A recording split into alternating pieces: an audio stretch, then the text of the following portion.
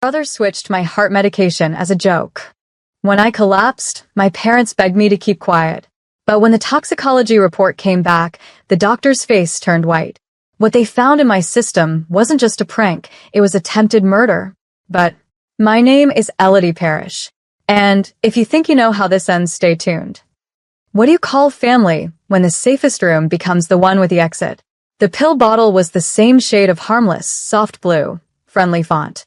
Same cap, same rattle, except the rhythm inside was wrong. Like a metronome nudged half a beat off. They wheeled me under fluorescent skies. I counted ceiling tiles the way kids count shooting stars, wishing for breath, wishing for time. Mom squeezed my hand. Dad watched the hallway, not my eyes. My brother stood too far away, like guilt had a tape measure. The doctor didn't say much at first. Clipboard. Pen. A glance at the lab tech. Then another.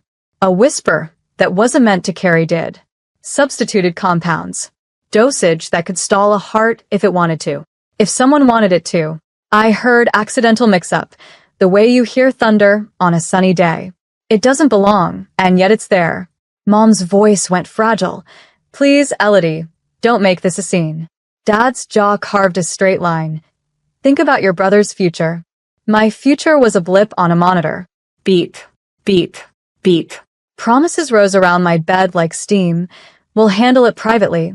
Let's not ruin lives. We're family. Family shouldn't taste like metal. The doctor returned with the printout.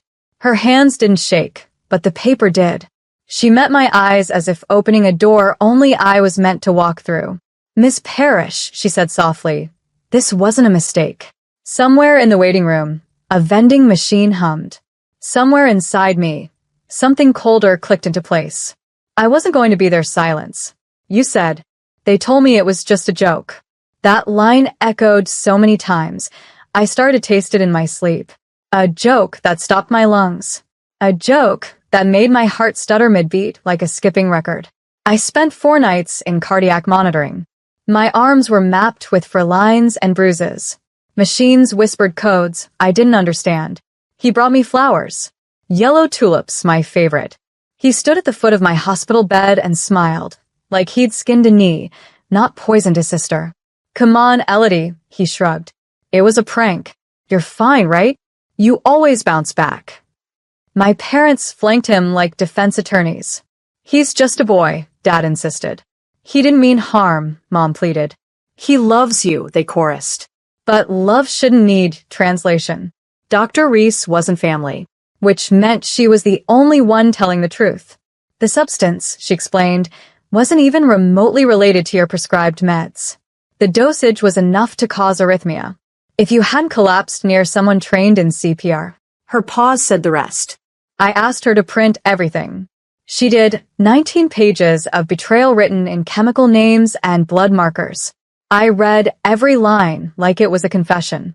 And then I looked at my brother's browser history on our shared family computer. Typed in a few keywords. There it was.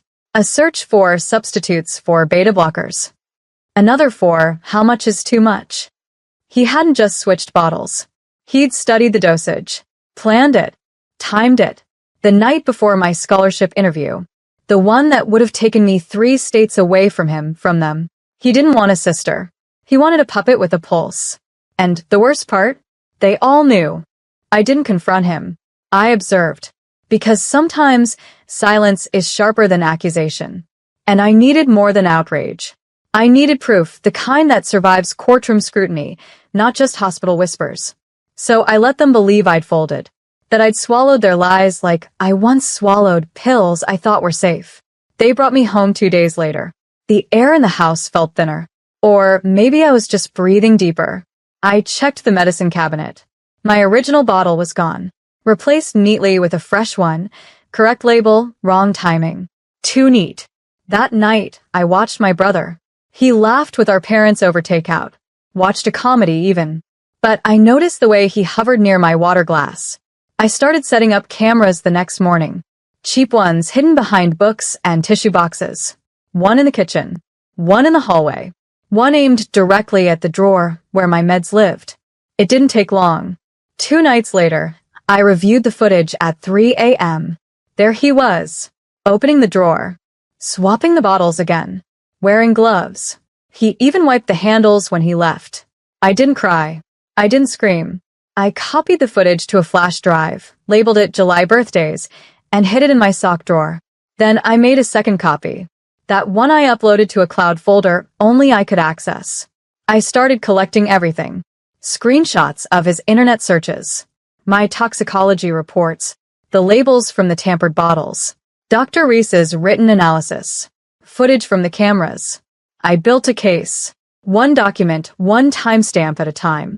Because this wasn't just attempted murder. This was strategy. And I wasn't just a victim. I was a witness who'd survived. My parents sensed the shift. I wasn't playing the fragile girl anymore. I was watching, calculating. That scared them more than my collapse ever had. Dad started making offhand comments. Don't hold grudges, Elodie. That's not healthy. Mom brought me tea and tucked in the edges of her lies with cinnamon and honey. You know your brother has always had impulse issues. Impulse? He used gloves, wiped fingerprints, studied dosages. That's not impulse. That's intent. And yet they kept pushing. A quiet war of gaslighting. You're seeing threats where there aren't any. You're still recovering. Maybe it's the medication messing with your thoughts. Don't throw the family into chaos over one mistake. One mistake that could have stopped my heart. One mistake that came with premeditation. I said nothing. Instead, I called Dr. Reese again. Are you willing to testify? I asked. She hesitated. You're sure you want to take this public? I stared at my reflection in the microwave's glossy surface, the ghost version of me they preferred. I don't want revenge, I said. I want a record. I want the truth to exist somewhere that can't be erased. She agreed. I began writing everything down. The story, the symptoms, the hospital codes. Each day I remembered something new, a glance, a whisper, a skipped heartbeat at the wrong time. I filled an entire notebook.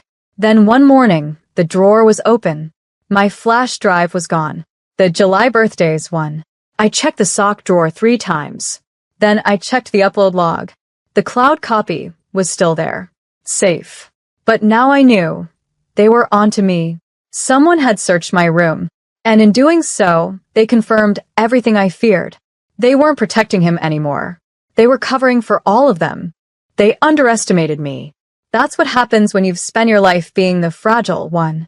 The girl with the heart condition. The girl who needed rest, not resistance. But I had already backed up the backup. And now I had leverage. I visited Dr. Reese in person, handed her a printed copy of the footage and the medical reports. Told her about the missing flash drive. Her eyes hardened. Elodie, she said, this is beyond a joke. This is criminal behavior and obstruction. We sat in her office, door locked, blinds drawn. She told me about a patient advocacy lawyer she knew. Discreet. Sharp. Former prosecutor. I'll call him, she said. Meanwhile, at home, the tension dripped like a leaky faucet. No one said the word poison. But they all started acting like I was the threat. Dinner was quieter. My brother avoided my eyes. Mom cleaned obsessively, cupboards, drawers, even the walls. Dad double-locked the garage. One morning, my prescription was gone completely. Not swapped. Not replaced. Gone. They wanted me dependent. They wanted me scared. Instead, I called the lawyer. His name was Wes Holloway. Voice like gravel and ice. When I sent him the documents, there was a long pause on the line. Then, you know this is enough to press charges, right? I do. Do you want to? That's when I hesitated. Not because I doubted myself, but because pressing charges would mean opening the gates on everything. The family name, the facade, the illusion of loyalty. But they'd already made their choice. When they erased my meds, they drew the line in red. I crossed it. Yes, I said. Let's begin. And somewhere in the house, behind closed doors, I swear I heard a drawer slam shut. Like someone realizing the leash was finally off. The first hearing was quiet. Not a trial, just an initial review to authorize investigation. But my brother didn't show. My parents did. Mom wore her Sunday grace face. Dad brought a manila folder, probably filled with excuses. They didn't know I had already signed an affidavit. Didn't know Dr. Reese had too. Didn't know Wes had submitted the cloud footage, the time-stamped browser history, and the certified toxicology report. All sealed, all admissible. I walked past them in the hallway. My mom reached out to touch my arm. "Elodie, baby." I pulled back. "Don't," I whispered. Her eyes welled. But I didn't believe her anymore. You can't cry over spilled blood when you help set the table. That night, my phone lit up with a message from an unknown number. "You're destroying everything. Hope it's worth it." I didn't need to ask who sent it. My brother never did like losing. I took a screenshot. Sent it to Wes. He replied within seconds. "Don't respond. Let it stack." Let it stack. The phrase stayed with me. Because I wasn't destroying the family. I was documenting it. Each lie, each silence, each manipulation a layer. And at the center? A single truth they couldn't outrun. They didn't protect me. They protected the idea of him. The golden child. The clever one. The boy who just made a mistake. But mistakes don't repeat. Mistakes don't wear gloves. Mistakes don't erase medicine and send threats from burner phones. This was a pattern. A choice. And for the first time in my life, the system, the actual legal system, was listening. My brother wasn't just a troubled boy. He was now officially under investigation. And that changed everything. 3 weeks later, I received a formal letter. State seal. Return address from the Department of Public Prosecution. Case 41B. Preliminary criminal inquiry approved. Just below it, my brother's full name. It didn't feel victorious. It felt cold. Clean. Like something sacred had been stripped from the word family. But justice is rarely warm. That same evening, Mom called. First time since the hearing. "Elodie," she said, voice shaking. "We can fix this. Just drop the charges." I sat on my bed, the unopened pill bottle resting on my nightstand. "How long have you known?" I asked. Her silence was louder than any answer. Then, softly, "Since the first time you collapsed." I closed my eyes. "That wasn't this time. That was 2 years ago." "You mean he's done this before?" "It wasn't the same," she whispered, as if softening the crime would soften the outcome. "It wasn't lethal. Just he wanted attention. He didn't think. He never thinks." I cut in. "Because you all do the thinking for him." "Elodie, please. He's your brother." No. "He's your shield." Click. I hung up. My inbox lit up an hour later. An anonymous tip submission acknowledgement. Wes had filed it on my behalf with the medical board. My brother had once been a pharmacy intern. He still had access to suppliers. The medication swap hadn't started at home. It started at the source. This wasn't about me anymore. This was about every patient who trusted a label. Every bottle that might not hold what it says. Wes called. "They're opening a wider investigation. The board's getting involved now." I didn't reply right away. Instead, I stared out the window, watching autumn leaves fall like tiny endings. Sometimes, truth is slower than justice. But when it lands heavy. The courtroom wasn't dramatic. No gavel crashes. No gasps from the gallery. Just rows of chairs. Fluorescent lights. And a judge whose eyes stayed still even when my brother refused to meet mine. The case didn't go to trial. It didn't need to. He was offered a deal. Official confession, mandatory psychological evaluation, revocation of his pharmacy license, 2 years probation, and full restraining order. No jail, but a record.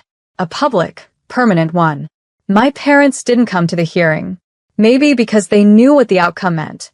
Not just for him, but for them. They'd spent years building a fiction.